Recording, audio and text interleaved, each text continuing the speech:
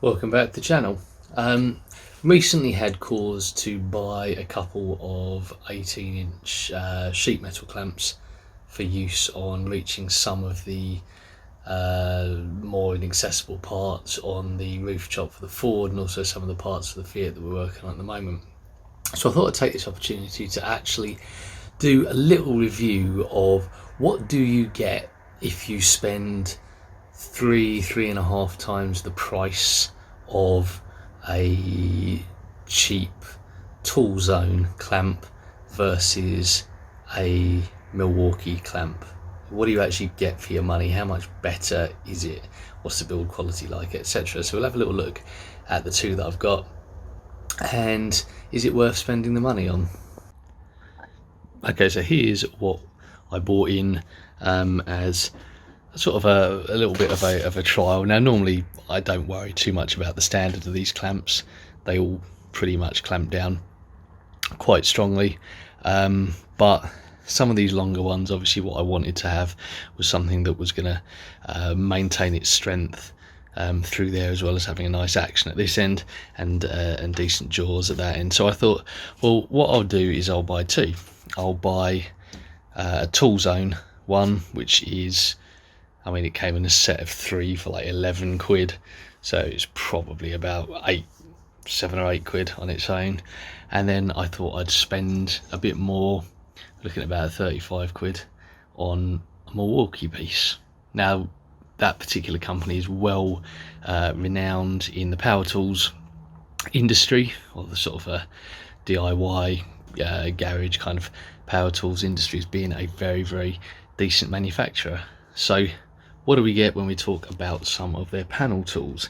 So first of all, I mean, looking at the two tools, they look very much identical. There is one key difference. They're both supposed to be 18-inch jaws.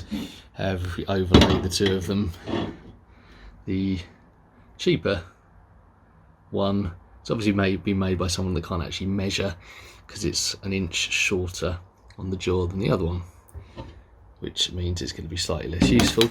Going to be not able to get into quite such hard to reach places. Secondly, let's have a look at the jaws themselves. Immediately, this is bowed down the centre there. Likewise there, it's not a very good piece. It looks like when they put it together they had to fold it tighter here to rivet it in place, so it's just not quite as nicely finished. It's probably not going to be as strong. There is rust forming actually before it arrived on one of the edges here. We compare this to the much more expensive tool, and you can see that the actual metal that they've used there is straight all the way down. The rivets, much nicer finish at both ends, much better riveted together piece, and there's no rust kicking about. Action at the grip end, again they're both locked down at the minute. They all have the sort of vice grip release there, which is quite a decent action even on the cheaper set. The screw to adjust it is, as expected, a little bit stiff, and the spring mechanism for holding it down is quite thin and a little bit cheap, as you'd expect for the money. It does, get my hands there, it does clamp down quite nicely, and it clamps down pretty hard. Only time will tell how long that will stay with its ability to actually stay clamped down. The more expensive one, again, the action here is very good. Again, trying to do this one-handed. Releases nicely, and we have a much larger diameter spring, much stronger there for holding it in place. We'll lock that down, and again the action's very smooth for locking it down. Adjustment mechanism on this is a plastic screw thread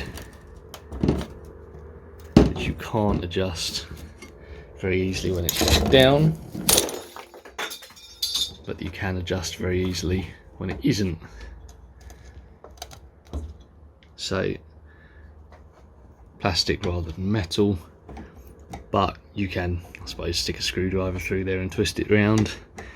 Might be plastic, might be some form of composite.